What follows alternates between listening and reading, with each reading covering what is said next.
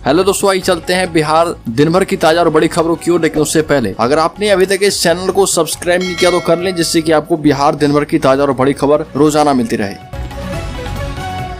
पहली और बड़ी खबर, जमुई जिले में आधी रात निकला 12 फीट लंबा अजगर। झाझा शहर के रानीकुड़ा गांव में एक विशालकाय अजगर सांप देखे जाने के बाद अफरा तफरी का माहौल बन गया।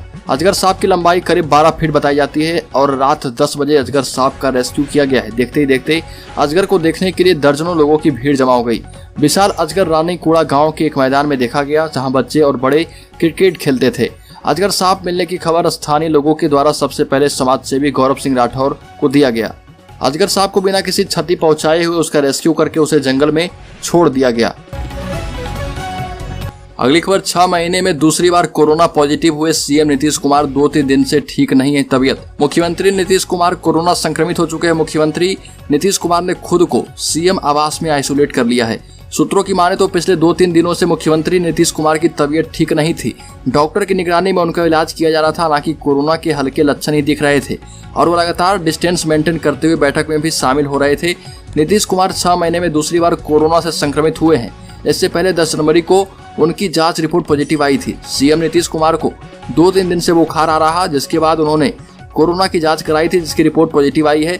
इससे पहले नीतीश कुमार 23 जुलाई को जल जीवन हरियाली अभियान से संबंधित उच्च स्तरीय समीक्षा बैठक की थी। इस बैठक में उप मुख्यमंत्री तारकिशोर प्रसाद भी शामिल हुए थे। अगली खबर, सरकारी स्कूल के शिक्षकों पर गूगल से निगरानी की जाएगी। बांका जिले में सरकारी स्कूलों के शिक्षकों पर ऑनलाइन नजर रखी जा रही है। इस दौरान स्कूल से गायब रहने वाले शिक्षकों पर तुरंत कार्रवाई भी की जाएगी। 2 दिन पहले शुरू हुई इस व्यवस्था से अब तक जिले के 8 शिक्षकों पर कार्रवाइयां हो चुकी है। इसमें से 6 शिक्षकों पर सोमवार को कार्रवाई हुई। जिलाधिकारी अंशुल कुमार ने समय पर शिक्षकों की उपस्थिति के लिए गूगल के माध्यम से सभी स्कूलों में ऑनलाइन हाजिरी व्यवस्था लागू की है। DRCC के माध्यम से इसकी मॉनिटरिंग की जा रही है और खुद डीएम ने DRCC में शिक्षकों की उपस्थिति की जानकारी ली थी। उस दिन 2 शिक्षक अनुपस्थित पाए गए थे, जिसे सस्पेंड कर दिया गया। अगली खबर, पंजाब में उद्योगपतियों को बिहार में निवेश करने के लिए आमंत्रित करने बिहार के उद्योग मंत्री शाहनवाज हुसैन ने लुधियाना में उद्योगपतियों के साथ मुलाकात की। इन्वेस्ट बिहार के तहत आयोजित इस इन्वेस्टर्स मीट में शाहनवाज हुसैन ने दावा किया कि बिहार की टेक्सटाइल पॉलिसी देश के बड़े टेक्सटाइल हब लुधियाना के उद्योगपतियों को पसंद आएगी। बिहार में उद्योगों के हित में बना माहौल भी पंजाब के उद्योगपतियों को आकर्षित कर रहा और शाहनवाज हुसैन ने कहा कि बिहार बदल चुका है। उद्योगपति बिना किसी डर के निवेश करने के लिए आगे आए। आधारभूत सुविधाएं और सुरक्षा मुहैया करवाना बिहार सरकार की जिम्मेदारी होगी। उनका ये दौरा बिहार के प्रति धारणा को बदलने के लिए है। बिहार को पुरानी फिल्मों में होने वाले अपराध की दृष्टि से देखा जाता है और यहाँ के लोगों को रंगदार के तौर पर बदनाम किया जा रहा, लेकिन ऐसा अब नहीं है। अब का बिहार बदल चुका है। बिहार में सुरक्षा को मजबूत किया गया है ताकि बड़ी कंपनियां बिहार में निवेश के लिए आगे आए। अगली खबर, पटना में 94 मरीज मिलने के साथ राज्य में कोरोना के 355 संक्रमित मिले हैं। सहरसा में भी खूब मिल रहे पॉजिटिव केस। प्रदेश में कोरोना के 355 नए संक्रमित मिले। इसमें अकेले पटना जिले में 94 नए संक्रमित शामिल हैं। सहरसा में 57, भागलपुर में 27, अररिया में 21, सुपौल में 20, गया में 15, रोहतास जिले में 13, नालंदा में 11, खगड़िया में 9, मुजफ्फरपुर में 8, जबकि जहानाबाद में 7 नए संक्रमित मिले हैं। अगली खबर, बिहार में नियोजित शिक्षक और संविदा कर्मी के लिए समान काम समान वेतन लागू करने को लेकर राज्य सरकार ने बड़ा बयान दिया। राज्य सरकार ने कहा कि समान काम समान वेतन पर इसलिए आगे नहीं बढ़ रहे क्योंकि राज्य में लगभग 4.25 लाख नियोजित शिक्षक हैं। ऐसे में अगर फैसला शिक्षकों के पक्ष में आता है तो उनका वेतन करीब 35 से 40 हजार रुपये हो जाएगा। सुप्रीम कोर्ट में वर्ष 2018 में जब केस पर बहस हो रही थी तो राज्य सरकार ने इसी बात का जिक्र उस समय भी किया था। वहीं राज्य सरकार के अधिकारियों ने कहा कि राज्य सरकार पर 28,000 करोड़ का बोझ आ सकता है और समान काम समान वेतन लागू होने के बाद एरियर देने की स्थिति में राज्य सरकार पर 52,000 करोड़ का भार अलग से आएगा, जो कि बिना केंद्रीय सहायता के मुमकिन नहीं है। जब तक केंद्र पूरी तरह से राज्य सरकार को सपोर्ट नहीं करती, आर्थिक मदद नहीं करती है, तब तक राज्य में समान काम समान वेतन लागू करना संभव नहीं हो पाएगा। अगली खबर, बिहार माध्यमिक शिक्षक संघ ने राजस्थान सरकार के द्वारा अपने कर्मचारियों को पुराने पेंशन योजना से आच्छादित करने के निर्णय का स्वागत किया। संघ के नेता गजेंद्र कांत शर्मा ने कहा कि पेंशन के अभाव में सेवानिवृत्त कर्मचारियों की आर्थिक स्थिति बेहद खराब हो जाती है। बिहार सरकार से मांग की गई है कि शिक्षकों को भी पुरानी पेंशन योजना का लाभ दिया जाए।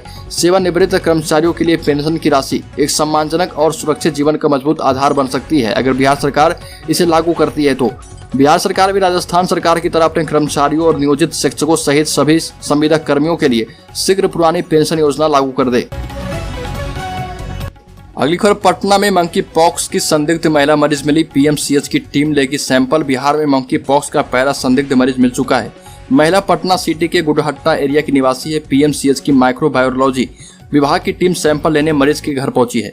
महिला में मंकी पॉक्स के सभी लक्षण मिले हैं। स्वास्थ्य विभाग इस केस को संदिग्ध मान रहा, इसलिए इसकी जांच कराई जा रही। महिला की ट्रैवल हिस्ट्री का भी अभी कुछ पता नहीं चल पाया है। आपको बता दें कि देश में अब तक मंकी पॉक्स के 4 मरीज मिल चुके हैं। हाल ही में दिल्ली में केस मिला था और जानकारों के मुताबिक मंकी पॉक्स का वायरस पशुओं से मनुष्य में और मनुष्य से मनुष्य में फैल सकता है। यह वायरस कटी फटी त्वचा, आंख, नाक या मुंह के माध्यम से शरीर में प्रवेश करता है। यह संक्रमित पशु से मानव में वायरस का संचरण, काटने, खरोचने, शरीर के तरल पदार्थ एवं घाव से सीधे अथवा अप्रत्यक्ष संपर्क के माध्यम से हो सकता है।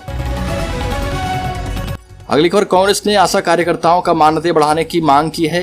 कांग्रेस ने विश्व स्वास्थ्य संगठन के महानिदेशक द्वारा आशा कार्यकर्ताओं को ग्लोबल हेल्थ लीडर्स अवार्ड से सम्मानित किए जाने के बाद आशा कार्यकर्ताओं का मानदेय बढ़ाने और उनके कामकाज की स्थिति को बेहतर करने की जरूरत बताई। WHO ने 10 लाख महिला आशा कर्मियों को सम्मानित किया था। आपको बता दें कि आशा कार्यकर्ताओं को यह सम्मान ग्रामीण क्षेत्रों में स्वास्थ्य सुविधाएं पहुंचाने और देश में कोरोना महामारी के खिलाफ अभियान में उनकी महत्वपूर्ण भूमिका के लिए दिया था। पार्टी के मुख्य प्रवक्ता रणदीप सुरजेवाला ने ट्वीट किया, कहा कि आशा कार्यकर्ताओं का वेतन लगभग 10,000 और इनकी सेवा स्थायी कर दी जाए, जिससे कि ये अपने सुरक्षित जीवन को जी पाएं। अगली खबर, बेगूसराय में एक पति ने आरोप लगाया कि दूसरे समुदाय के कुछ लोगों के द्वारा उनकी पत्नी और विवाहित बेटी से गंदा काम कराया जा रहा है। इसके साथ ही मतांतरण का भी दबाव बनाया जा रहा है। खबर के मुताबिक डुमरी निवासी सुबोध शाह ने मुख्य न्यायिक दंडाधिकारी के न्यायालय में परिवाद पत्र दायर कर गांव के मुस्लिम युवकों पर 2 वर्ष तक पत्नी एवं विवाहित पुत्री का यौन शोषण किए जाने और धर्मांतरण के प्रयास के तहत 2 अन्य विवाहित पुत्रियों को भी देह व्यापार कराने के प्रयास का आरोप लगाया। मामले की संवेदनशीलता को देखते हुए कोर्ट परिसर में ही बजरंग दल के कार्यकर्ता पहुंचे और पीड़ित के पक्ष में जहां स्थानीय पुलिस पर लीपापोती करने का आरोप लगाया है, इसके साथ ही अगवा महिला एवं पुत्रियों की सकुशल बरामदगी की मांग की है। इस गांव के लोग बताते हैं कि हिंदुओं की संख्या कम होने की वजह से यहां पर अलग तरह का दबाव बनाया जाता है। अनैतिक काम कराए जाने का भी आरोप इसमें लगाया गया है। ओपी थानाध्यक्ष दीपक कुमार ने बताया कि पति पत्नी विवाद का मामला है, आगे भी जांच की कार्रवाई चल रही है। अगली खबर, बिहार में सूखे का संकट गहराया, 10 दिन और अच्छी बारिश नहीं हुई तो डूब जाएंगे किसानों के 81 अरब रुपये। बिहार में इस मानसूनी सीजन कम बारिश होने से राज्य में सूखे का संकट गहरा गया है। सूबे में अगर 10 दिन और भी अच्छी बारिश नहीं हुई तो धान की फसल बर्बाद हो जाएगी। किसानों को 81 अरब 26 करोड़ रुपए का नुकसान होगा। ऐसे में अन्नदाता पर आर्थिक बोझ बढ़ने का खतरा पैदा हो गया है। बिहार में अभी 35,12,000 हेक्टेयर के क्षेत्र में धान की रोपनी का लक्ष्य निर्धारित है। इसमें से 11,31,000 हेक्टेयर में ही रोपनी हो पाई है। इस प्रकार अभी 24 लाख हेक्टेयर में रोपनी नहीं हो पाई है। यह कुल लक्ष्य का 68% है, यानी कि अभी तक महज 31% ही रोपनी हुई है। पिछले साल से तुलना करें तो करीब 5 लाख हेक्टेयर में कम रोपनी हुई। 2021 में जुलाई अंत तक 16 लाख हेक्टेयर में रोपनी की जा चुकी थी। वहीं राज्य में चावल की उत्पादकता का लक्ष्य 24 प्रति क्विंटल 24.90 प्रति क्विंटल प्रति हेक्टेयर है। कृषि वैज्ञानिकों के मुताबिक वर्तमान सूखे के संकट को देखा जाए और प्रति क्विंटल प्रति हेक्टेयर चावल के उत्पादन में 68% की कमी देखी जाए तो यह 16 प्रति क्विंटल प्रति हेक्टेयर होगी, यानी कि 1693 किलोग्राम प्रति हेक्टेयर उत्पादकता में बिहार में कमी आएगी। तो दोस्तों, बिहार दिन भर की ताजा और बड़ी खबरों में अभी के लिए इतना ही। अगर आपने अभी तक इस चैनल को सब्सक्राइब नहीं किया तो कर ले, जिससे कि आपको बिहार दिन भर की ताजा और बड़ी खबर रोजाना मिलती रहे।